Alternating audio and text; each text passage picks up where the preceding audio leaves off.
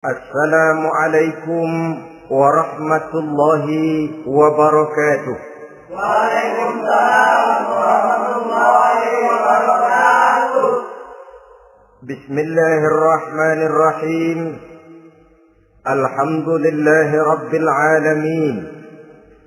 Wabihi nasta'inu ala umuri dunya waddin. والصلاة والسلام على أشرف الأنبياء والمرسلين سيدنا ومولانا محمد وعلى آله وأصحابه المجاهدين الطاهرين أما بعد. Saudara-saudara kaum muslimin rahimakumullah. Di dalam surah Al-Ankabut ayat 2, Allah subhanahu wa ta'ala memberikan peringatan. Ahasiban nasu ayyutraku ayyakulu amanna wa hum la yuftanun. Adakah manusia menyangka bahwa mereka akan dibiarkan saja mengucapkan amanna, dibiarkan saja mengatakan kami beriman kepada Allah, wa hum la yuftanun, padahal mereka belum diuji lebih dahulu. Ini berarti apabila seseorang sudah berani mengatakan amanna, kami beriman kepada Allah, maka hendaklah ia bersiap-siap untuk menghadapi ujian. Setelah ujian datang, barulah akan nampak nyata kadar dan kualitas keimanan yang dimiliki oleh seseorang. Timbul pertanyaan, mengapa orang yang beriman yang justru diuji oleh Allah Subhanahu wa ta'ala? Logikanya tentu ringan saja, bahwa yang mengikuti ulangan di sekolah tentu adalah anak-anak sekolah. Kalau tidak sekolah, tentu saja tidak perlu ikut ulangan. Makin tinggi kelasnya, makin berat soal ulangan yang diberikan kepadanya. Demikianlah dalam kehidupan beragama. Justru yang beriman, yang mendapat ujian dari Allah Subhanahu wa ta'ala, semakin tinggi nilai kualitas keimanannya, akan semakin berat ujian dan cobaan yang diberikan kepadanya.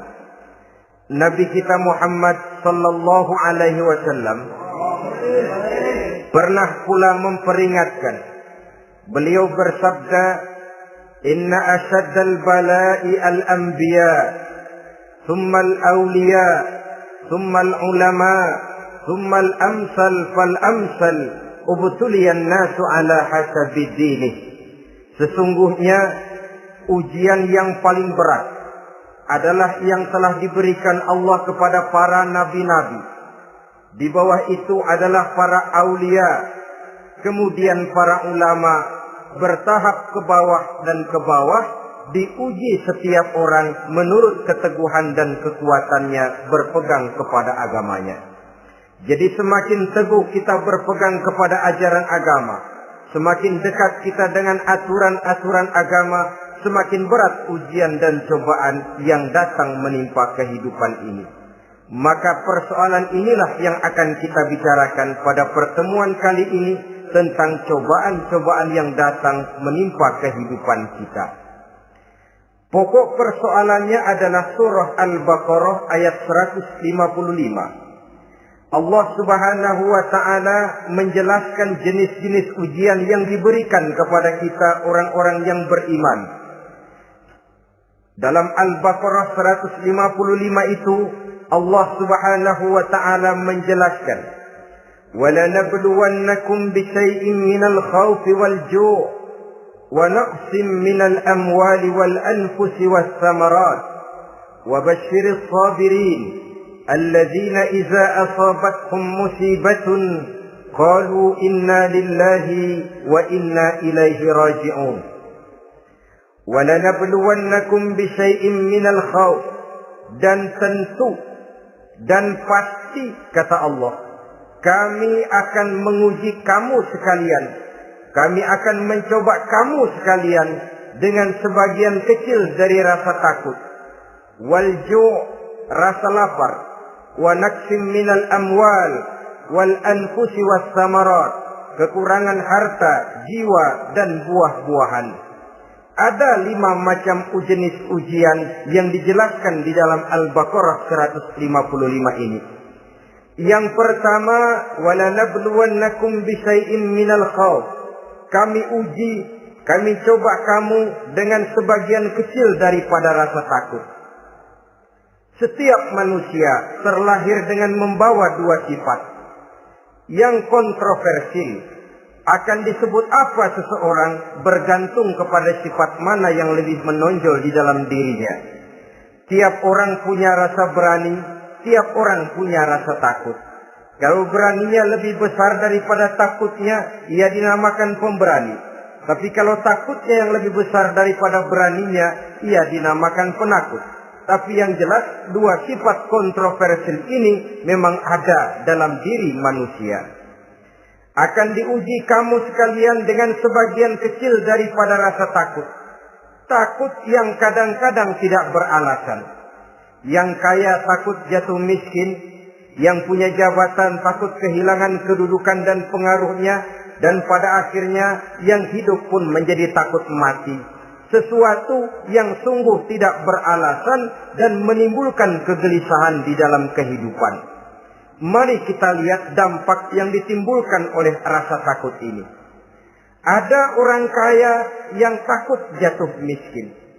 Akibat rasa takutnya ini, pertama, ia menumpuk-numpuk harta sebisa-bisanya dengan menghalalkan segala macam cara. Tidak peduli halal haram, tidak ngerti hak batil, tidak tahu hak dan pantas dan ma'ruf munkar atau tercela. Yang penting ia bisa menumpuk-numpuk harta, menimbun-nimbunnya, tidak hanya cukup untuk dirinya sendiri. Kalau perlu anaknya sudah dipersiapkan untuk jadi orang kaya, cucunya disiapkan jadi orang kaya, anak cucunya, cucu-cucunya, seluruhnya. Dia takut jatuh miskin. Kemudian akibat dari rasa takut ini, ia pun terjebak ke dalam penyakit bakhil bin pelit alias kikir. Tidak sedikit pun tergerak hatinya untuk memberikan bantuan dan pertolongan kepada mereka yang memang memerlukannya. Termasuklah ia ke dalam apa yang diingatkan Allah.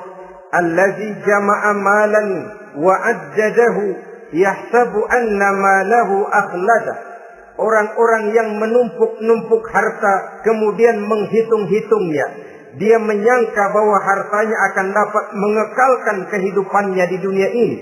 Dia menyangka hartanya akan dapat mengekalkan kebahagiaannya di dalam kehidupan ini.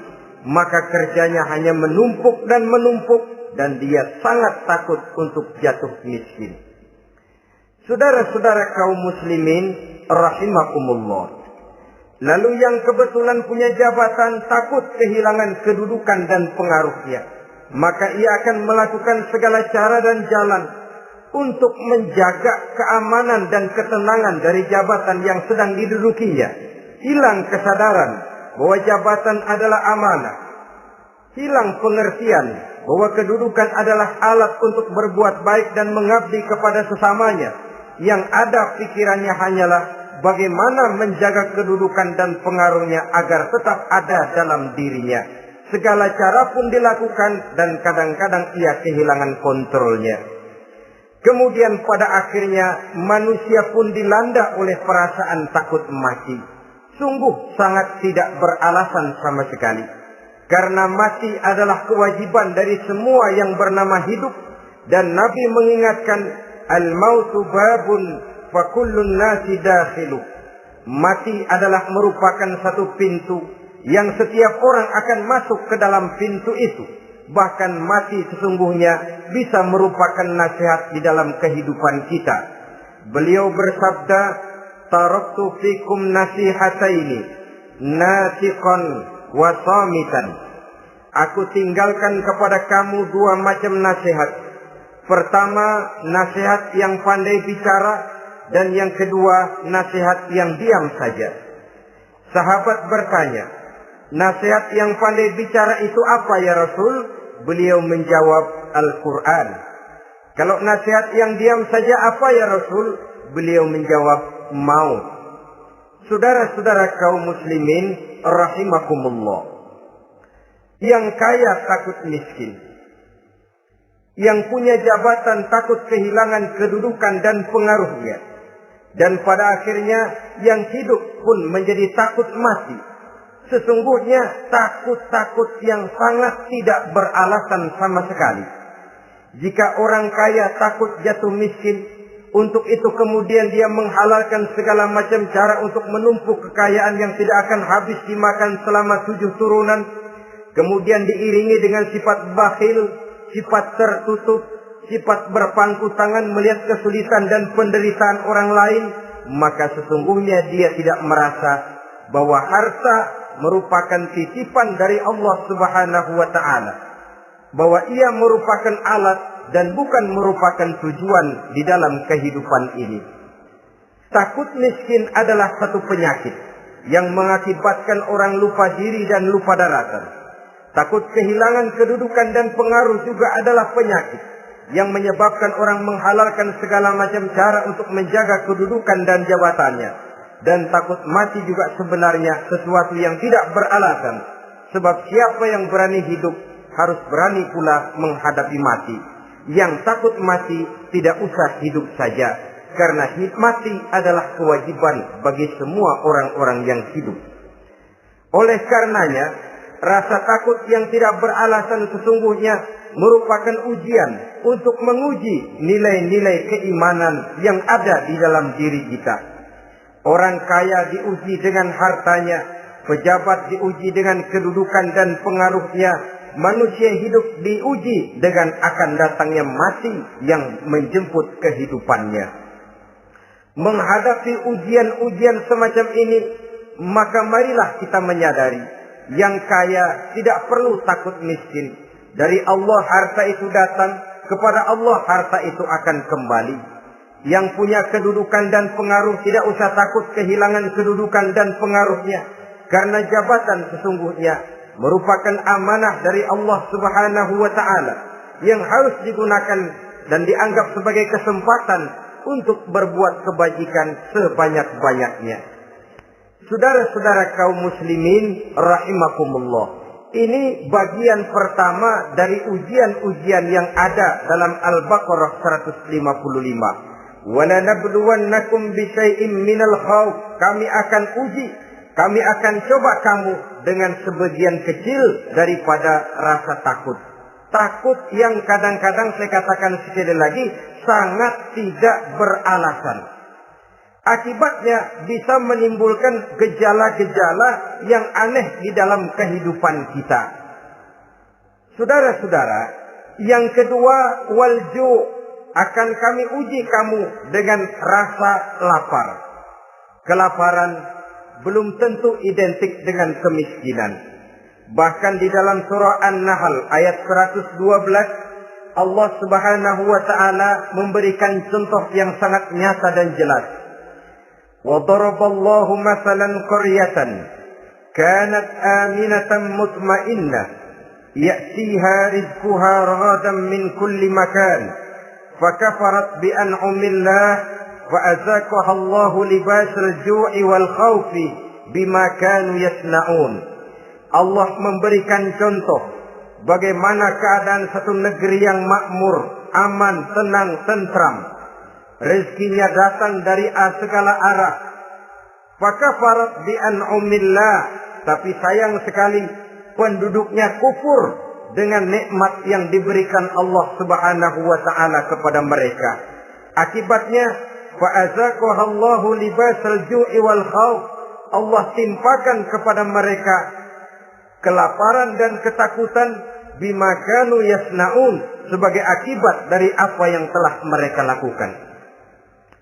Marilah kita melihat contoh dalam Al-Quran ini untuk mengadakan introspeksi di dalam diri dan kehidupan kita masing-masing.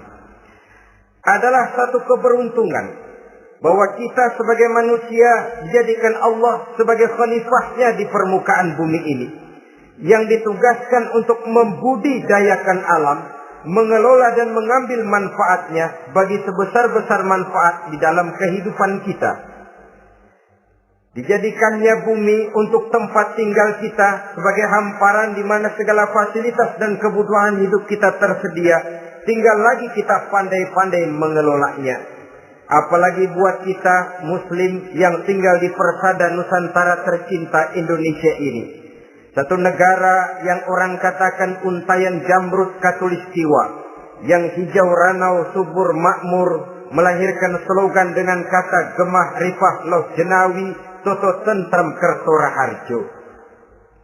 Negara yang demikian subur, negara yang demikian indah, negara yang demikian hijau ranau ini, apabila kita terkena fakafarat bi an'umillah, kufur kepada nikmat yang diberikan oleh Allah kepada kita, dia tidak akan mendatangkan ketenangan, dia tidak akan mendatangkan kesejahteraan, bahkan akan sangat boleh jadi akan menimbulkan kekacauan, ketidaktenangan dan kelaparan di tengah negara yang subur makmur. Inilah yang sangat menyedihkan.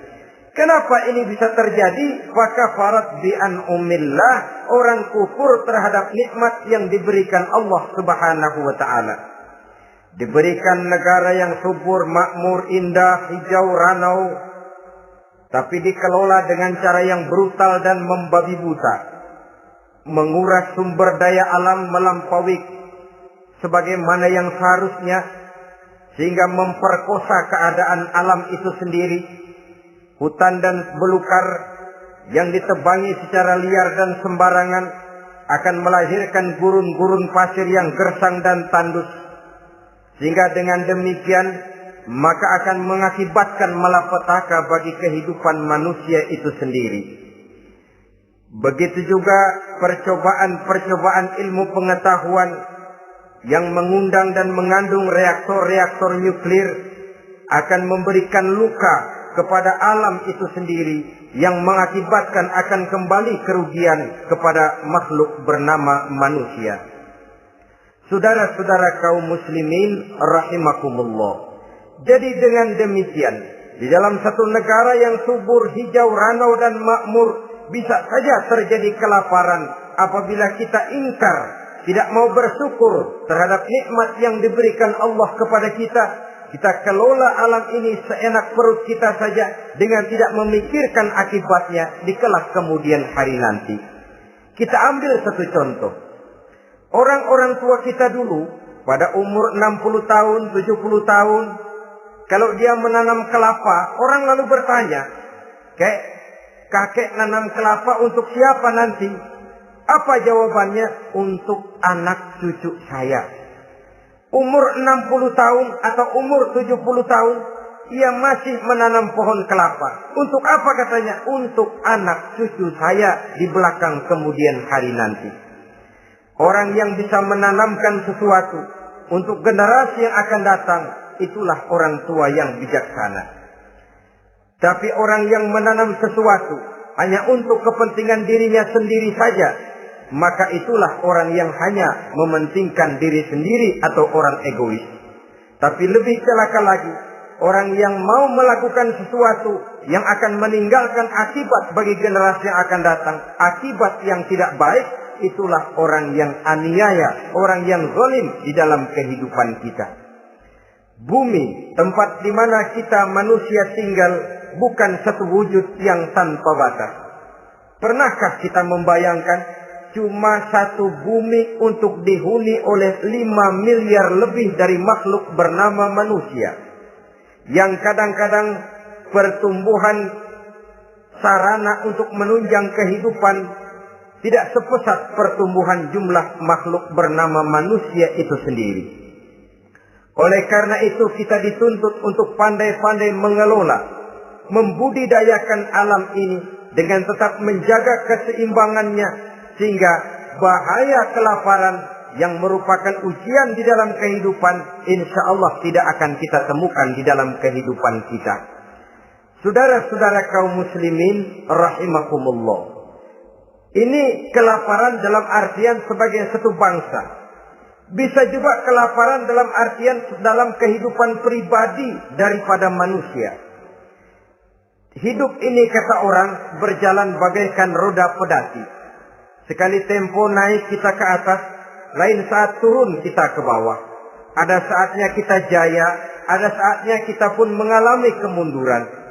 Oleh karena itu, pasang surut kehidupan ini membuat orang seharusnya sadar bahwa pasang surut itu tidak harus menyebabkan pasang surutnya dia di dalam melaksanakan ibadahnya kepada Allah Subhanahu wa ta'ala.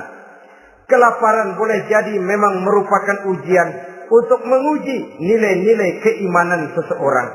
Apabila dalam kondisi lapar imannya mantap, imannya teguh, imannya kuat, maka dalam kondisi di mana perutnya tidak lapar, tentu iman itu akan lebih bertambah mantap lagi. Kalau orang perutnya kenyang, kalau orang perutnya berisi penuh, lalu imannya stabil, kemudian pada saat kelaparan imannya pun mengalami penurunan, maka di situ nyata, di saat dia diuji dengan kelaparan, kualitas imannya ikut menyurut, mundur ke belakang, dan mengalami proses degradasi, proses peluncuran dan penurunan. Oleh karenanya, marilah kita menyadari Allah Subhanahu wa ta'ala senantiasa memberikan yang terbaik kepada kita bersama. Kelaparan, apabila kita terima dengan sikap lapang dada, tidak akan menyebabkan kita menjadi berbuat nekat. Tetapi kita tetap dalam kontrol, tetap dalam keadaan yang stabil, tidak keluar dengan melakukan perbuatan-perbuatan yang negatif. Bagaimanapun kita ingin membela dan mempertahankan kelangsungan hidup, betapa dan bagaimanapun kita ingin menjaga kelangsungan perut, namun kita tetap tidak keluar dari norma-norma dan kaedah-kaedah yang telah ditentukan di dalam kehidupan beragama. Inilah cobaan yang kedua yang ada dijelaskan dalam Al-Baqarah ayat 155 tadi, berupa kelaparan. Yang ketiga, wa naqsim minal amwal, kekurangan harta alias kemiskinan.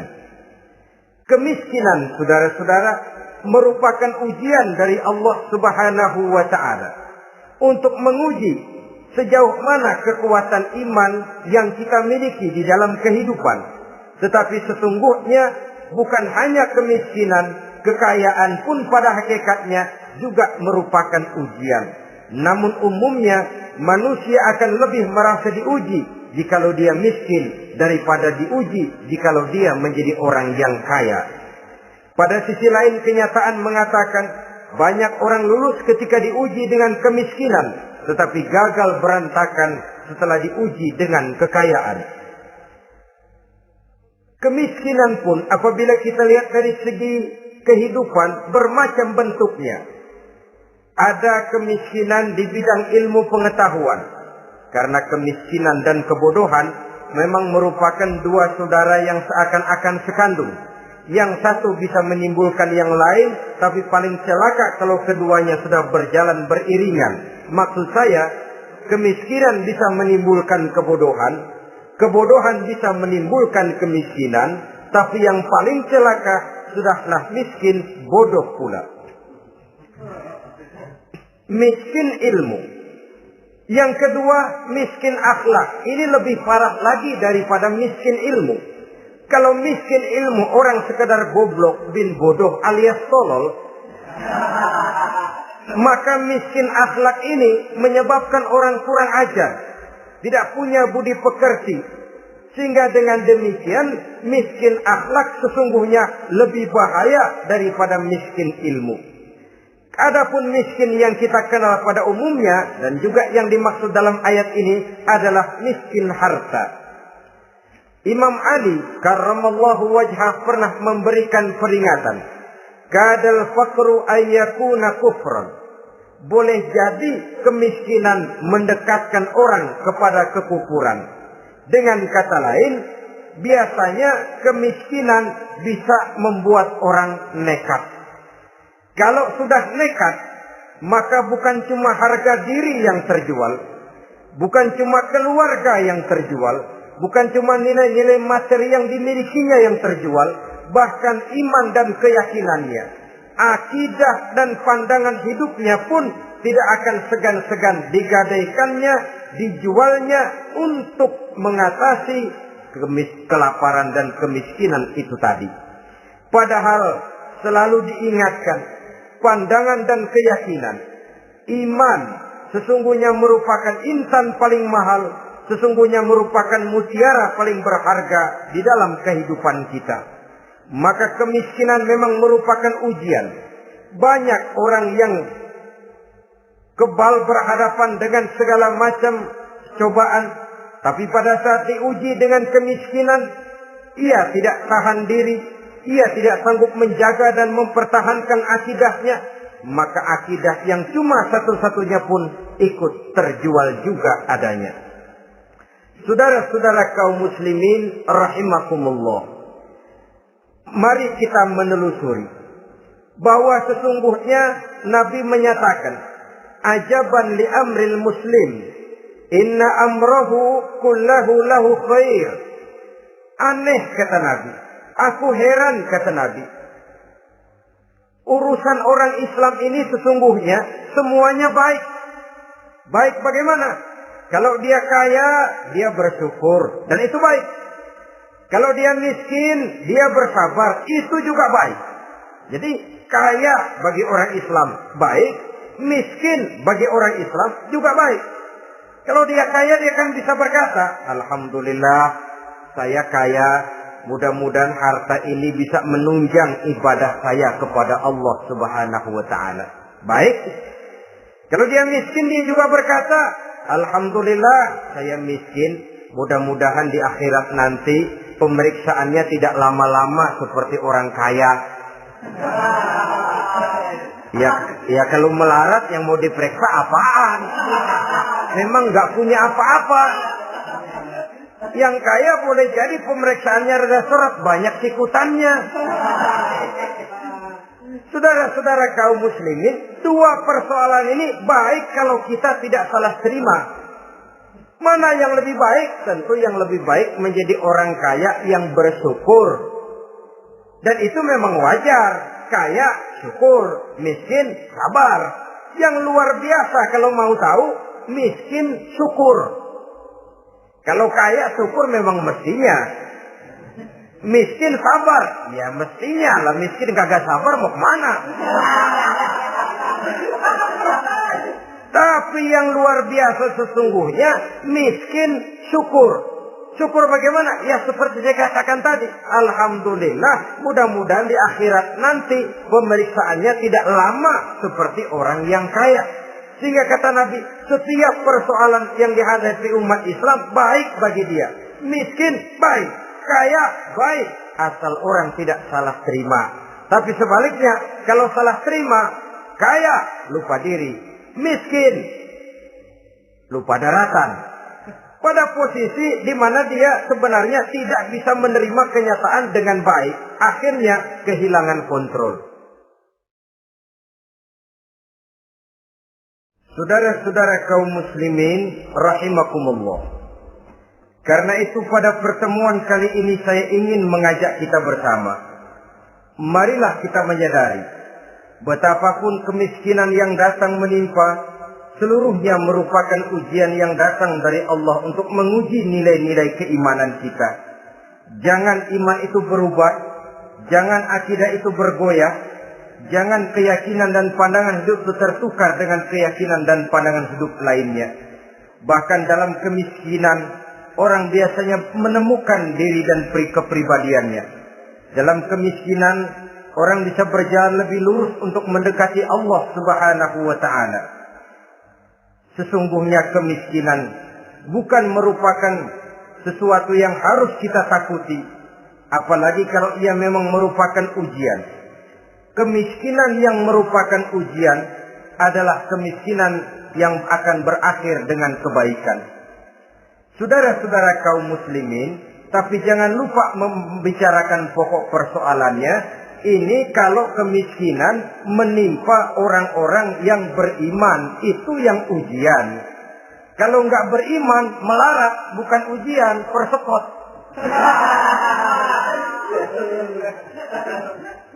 Nah, orang lalu bertanya, Pak, kalau orang kafir kaya bagaimana? Nah, begini saudara-saudara. Dalam agama itu ada yang disebut nikmat, ada yang disebut istidraj. Kalau nikmat itu hanya diberikan kepada hamba-hamba yang beriman. Kalau istidraj itu diberikan kepada siapa saja yang mau berusaha. Tidak soal dia beriman atau tidak. Tidak soal dia mau bersujud atau tidak. Asal dia berusaha, dia dapat. Itu yang dinamakan istidraj. Seperti orang mancing ikan, mesti diberikan umpan. Setelah umpan itu dimakan, tidak langsung ditarik, tapi diulur dulu. Sampai kira-kira mata kail itu nyangkut di leher si ikan, baru diangkat ikan itu ke atas. Dan sampai di atas kita bisa maklum nasib ikan tadi. Bisa digetok, bisa dibacok, bisa digoreng, bisa dipepes. Tapi yang jelas nasibnya merana.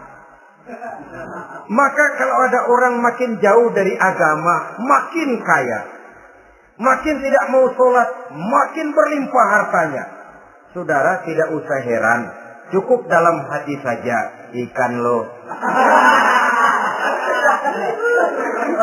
Jangan keras-keras, marah dia.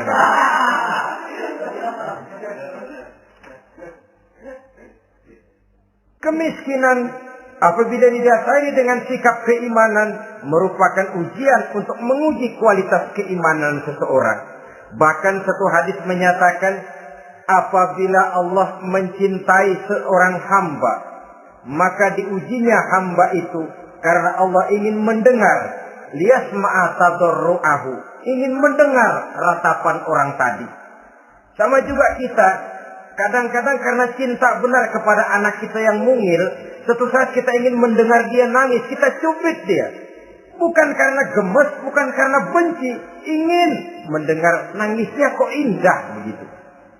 Saudara-saudara kaum muslimin rahimakumullah.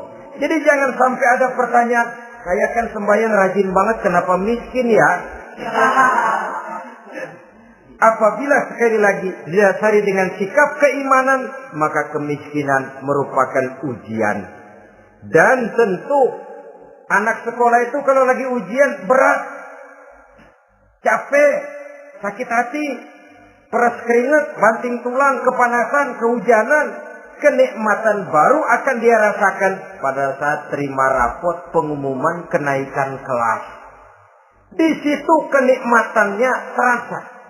Demikian menghadapi ujian, kita cuma mengeluh. Kenapa ada rasa takut? Kenapa kelaparan? Kenapa kemiskinan? Di balik semua itu, apabila kita sudah merasakan naik kelas, akan terasalah kenikmatannya. Itu ujian yang ketiga.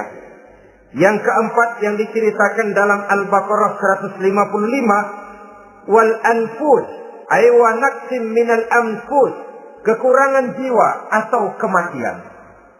Saudara-saudara, yang hidup takut mati. Padahal semua makhluk hidup harus berani mati. Bagaimanapun takutnya kita kepada mati, bisakah kita menghindarkan diri dari dia? Bagaimanapun kita tidak ingin bertemu malaikat maut, kemana kita akan lari bila dia datang mengetuk pintu? Bagaimanapun kita ingin menghindar dari pertemuan dengannya, kemana kita akan lari apabila dia sudah datang hendak menjemput nyawa? Karena itu memang ada satu prinsip yang dijelaskan oleh para ulama kita, iskariman au mut syahidan. Mati dan hidup dua hal yang tidak terpisahkan. Oleh karenanya, kalau memang hidup, hiduplah secara mulia. Kalau mati, matilah secara syahid.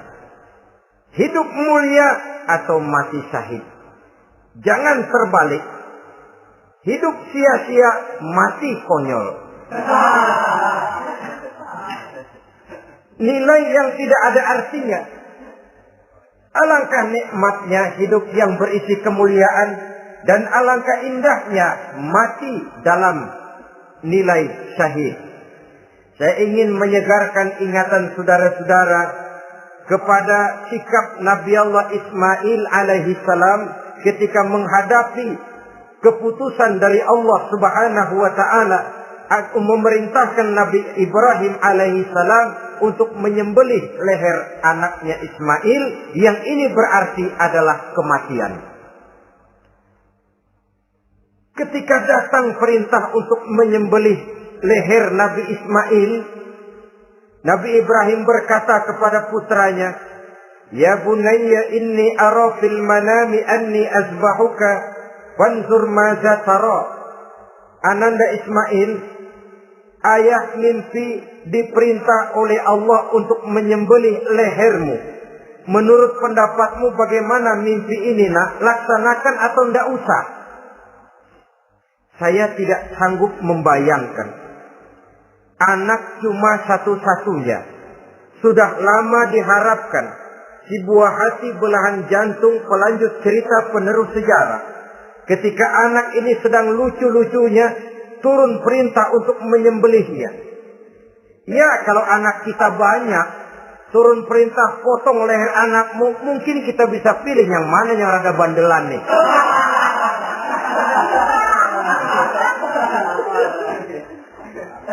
Tapi ini anak cuma satu-satunya. Lucu, sudah lama diharapkan.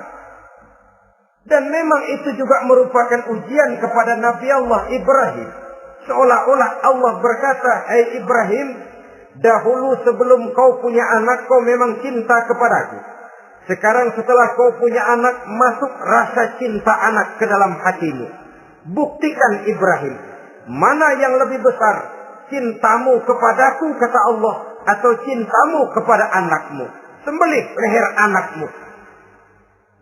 Ternyata kemudian sejarah menyatakan, Nabi Ibrahim cinta kepada Allah, beliau pun cinta kepada putranya. Tapi cintanya kepada Allah lebih besar daripada cintanya kepada putranya. Sehingga ketika turun perintah penyembelihan, itu pun dilaksanakannya, tapi tetap musyawarah dulu. Yakin itu memang perintah Allah, beliau toh mengajak dialog putranya. Ini yang penting dalam kehidupan kita. Dialog. Nah, bapak mimpi diperintah Allah untuk menyembelih lehermu. Menurut pendapatmu bagaimana, nak? Laksanakan atau tidak? Yakin itu perintah Allah, tapi asas musyawarahnya tidak beliau tinggalkan. Walaupun yakin orang tua berbuat untuk kebaikan anak, alangkah baiknya anak diajak bicara. Sehingga dengan hasil pembicaraan ini nanti kita akan mengerti gejala perkembangan dan kemauan dari jiwa si anak tadi. Saudara-saudara kaum muslimin, apa jawaban Nabi Allah Ismail yang ketika itu masih remaja? Beliau menjawab, "Ya abatif al-ma tu'mar, satajiduni insyaallahu minas sabirin."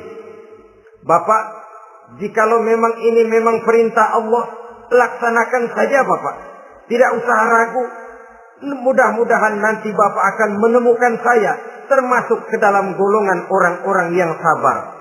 Ini pantulan doa Nabi Ibrahim dahulu ya, ketika meminta seorang keturunan yang merupakan anak yang soleh. Jawaban dari anak yang soleh.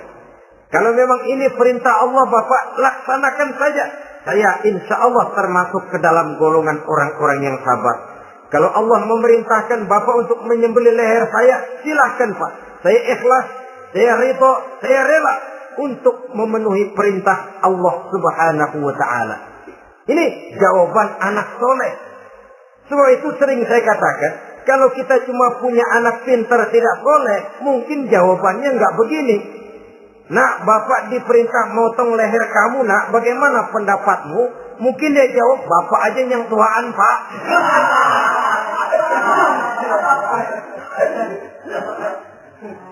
Saudara-saudara kaum muslimin rahimakumullah. Jadi prinsip ini gugur memenuhi panggilan Allah. Hidup mulia atau mati dengan syahid. Dua pilihan yang harus dua-duanya bisa kita laksanakan. Iskariman au mutsyahidan. Kalau hidup, hiduplah dalam kemuliaan. Kalaupun mati, matilah sebagai syahid. Sebagai orang yang dikenang kebaikan dan kebajikannya. Sebagai orang yang dekat dan banyak berbuat untuk kepentingan agamanya. Jangan tidak tercapai kedua-duanya.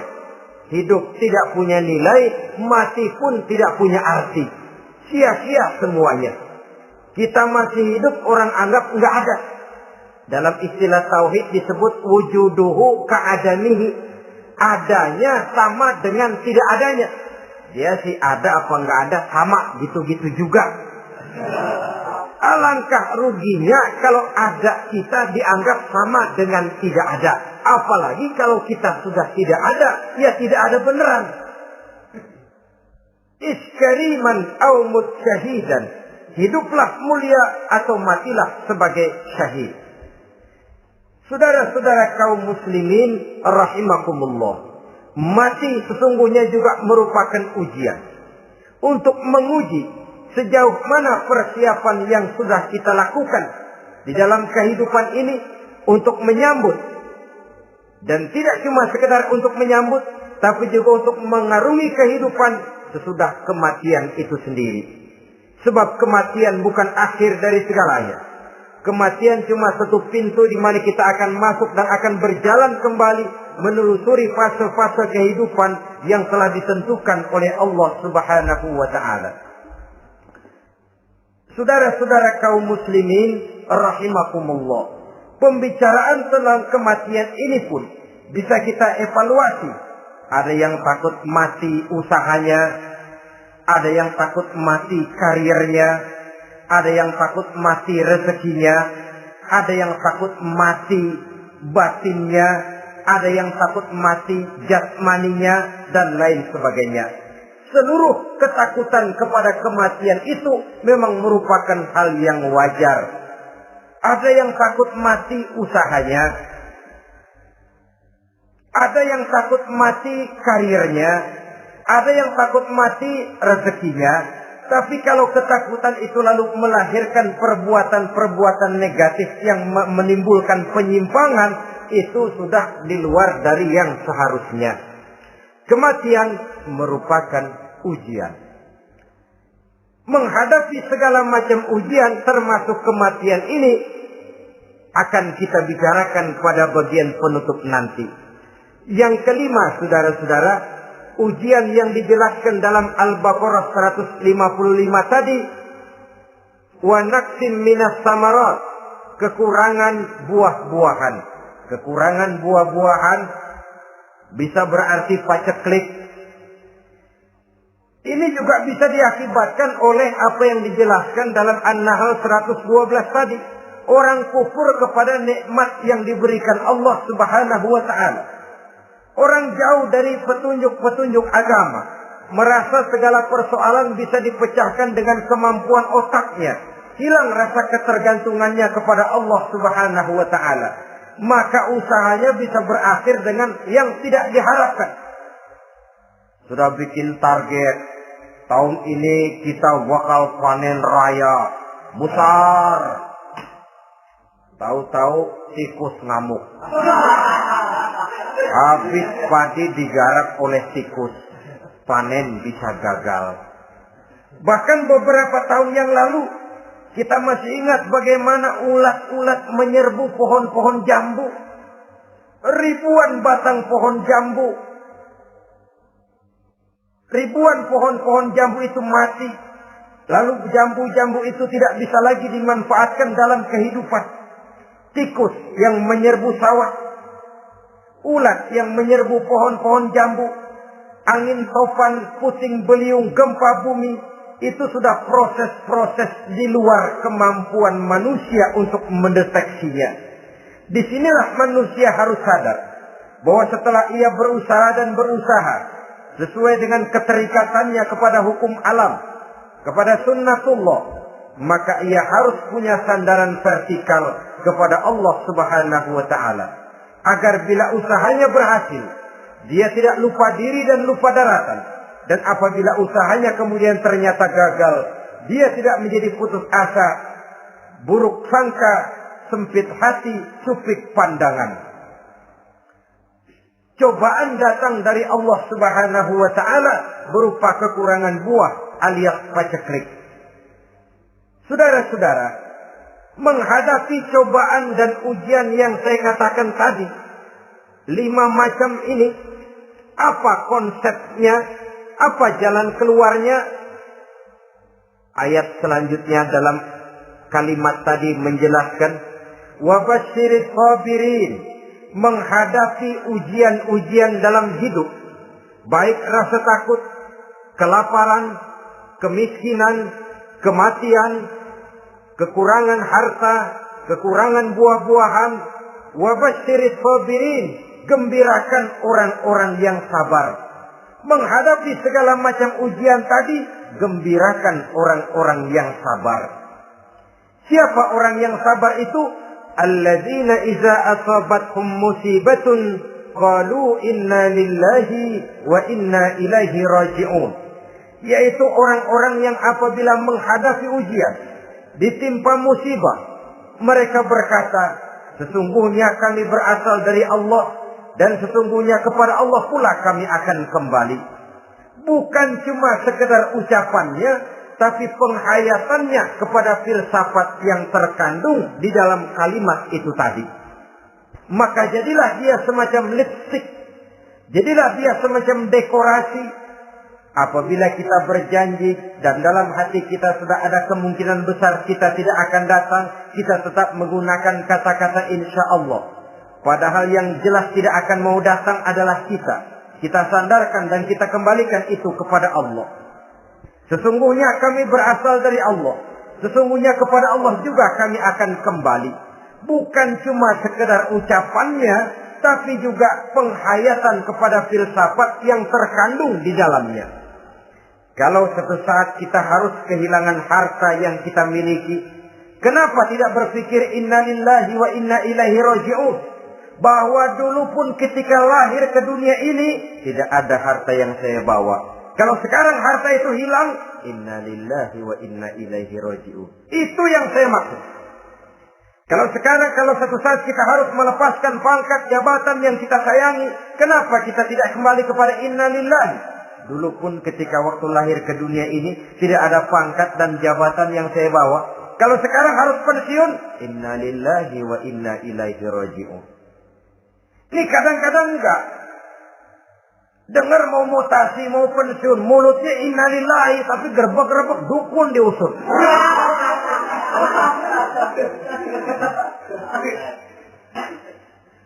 Keluarganya meninggal, mulutnya innalillahi, tapi nangisnya tetap enggak mau berhenti.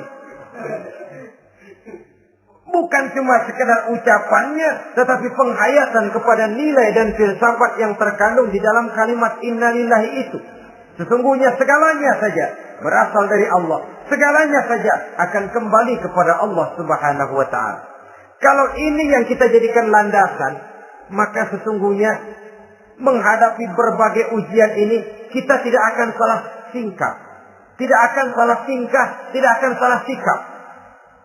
Kalau sudah ini dasar dan fondasi yang menjadi landasan tempat di mana seluruh cobaan datang bertumpu, segalanya datang dari Allah, segalanya akan kembali kepada Allah, maka betapapun bertumpu ujian datang menimpa, rasanya tidak akan lagi membuat kita goyah, karena fondasi tempat kita berdiri sudah demikian kokoh dan kuatnya. Dan fondasi itu inna lillahi wa inna ilaihi raji'un. Segalanya datang dari Allah, segalanya akan kembali kepada Allah Subhanahu wa ta'ala. Keyakinan ini memberikan kelapangan jiwa. Dari kelapangan jiwa, maka akan tertuang ketenangan dan ketentraman. Jauh dari stres, jauh dari darah tinggi, jauh dari bingung, jauh dari rasa takut. Segalanya sudah kita kembalikan kepada Allah Subhanahu wa ta'ala. Saudara-saudara kaum muslimin rahimakumullah. Oleh karenanya, ini jalan keluar dan inilah orang yang sabar. Yaitu orang yang mengembalikan segala persoalan bahwa segalanya datang dari Allah, segalanya akan kembali kepada Allah. Bukan sabar dalam pengertian kita sehari-hari. Sabar, maaf ya, dalam pengertian kita sehari-hari biasanya orang yang sabar yang gak banyak tingkah. Diam. Gak salah apa-apa, kepala dikelepak. Diam aja. Ente nggak salah apa-apa dikelepak diem ya. Gue lagi sabar, diem loh. Rasanya ini sih, kalau sabar macam ini yang kita punya, boleh jadi kita akan tertindas terus. Sebab itu pada penghujung surah Al-Asr, Allah menggandengkan antara tawasau bil haq dengan tawasau bis sabr. Kebenaran dan kesabaran, dua hal yang memang tidak boleh terpisahkan satu dengan yang lain. Kalau kita benar, kita harus sabar. Kalau kita mau sabar, harus karena benar. Apabila kebenaran satu prinsip, maka kesabaran adalah satu strategi. Prinsip yang tanpa strategi bisa membuat kita tidak akan mencapai tujuan yang kita harapkan. Artinya, kebenaran tanpa kesabaran membuat kita mudah dipatahkan orang, tapi kesabaran tanpa kebenaran akan membuat kita diinjak terus oleh orang lain. Karena itu, kalau yakin kita benar, harus sabar. Kalau mau bersabar, harus karena benar. Dalam hal ini, sifat sabar yang dicontohkan oleh Rasulullah Sallallahu Alaihi Wasallam sungguh memang merupakan jadi panutan. Sepanjang persoalannya adalah persoalan pribadi. Sepanjang pribadi beliau yang dihina, sepanjang pribadi beliau yang dicaci maki, beliau biasanya bisa mengendalikan diri. Tapi kalau sudah agama masalahnya, maka beliau pun tidak segan-segan mencabut pedang maju ke medan perang. Bukan untuk memaksakan agama dan keyakinan, karena agama dan keyakinan memang tidak bisa dipaksakan. Tapi untuk menjaga, membela dan mempertahankan agama dari hinaan, cemoohan dan caci maki orang lain. Yang kita lakukan sebaliknya. Kalau pribadi kita yang dihina, marahnya 17 langit. Tapi kalau sudah agama dicaci maki orang, agama dihina orang, agama diremehkan orang, biarin dah, masih banyak ustaz. Cuma masalah ustadkah agama itu? Cuma urusan kiaikah agama itu? Tidak. Agama itu urusan setiap pribadi muslim. Ya, dia jadi pengusaha, ya dia jadi pejabat, ya dia jadi seniman, ya dia jadi teknokrat, ya dia jadi ekonom, ya dia jadi pakar di berbagai bidang. Agama adalah masalah setiap kita. Kalau pribadi Nabi yang dicaci, pribadi yang dihina dan dicemoohkan orang, beliau mengendalikan diri. Tapi kalau sudah agama taruhannya, beliau tidak segan-segan cabut pedang maju ke medan perang. Sabar tapi pada tempatnya.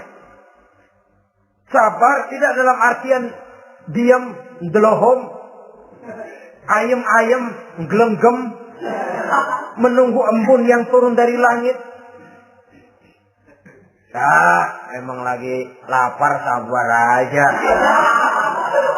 Gak usah makan, nanti juga waktunya Tuhan kasih kenyang-kenyang. Kalau sabar macam ini yang kita pakai, lapar terus dah. Emang giliran sakit, sabar aja. Gak usah berobat, nanti juga waktunya baik, sembuh. Mati terus dah.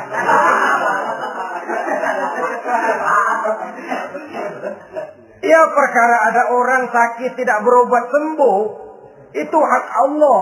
Tapi tidak boleh kita jadikan sandaran, apalagi kalau makom kita dengan Allah masih sedemikian jauhnya.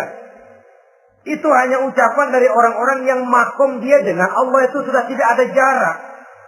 Permohonannya dipenuhi, kehendaknya dituruti, sebab dia dengan Allah sudah sedemikian dekatnya.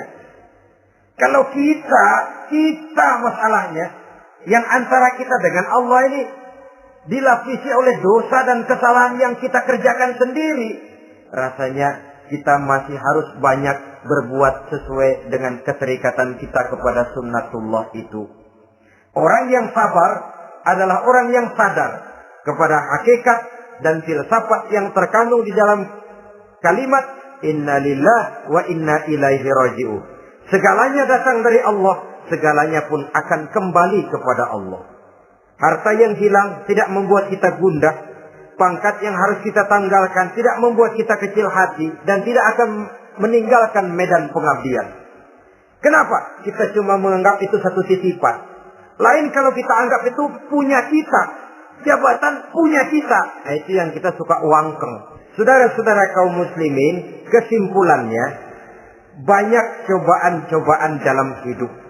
Yang dibicarakan dalam Al-Baqarah 155 ini sebagian kecil dari rasa takut, kelaparan, kemiskinan, kematian, dan kekurangan buah-buahan. Menghadapi segala macam ujian tadi, kembalilah kita kepada dasar inna lillahi wa inna ilaihi raji'un.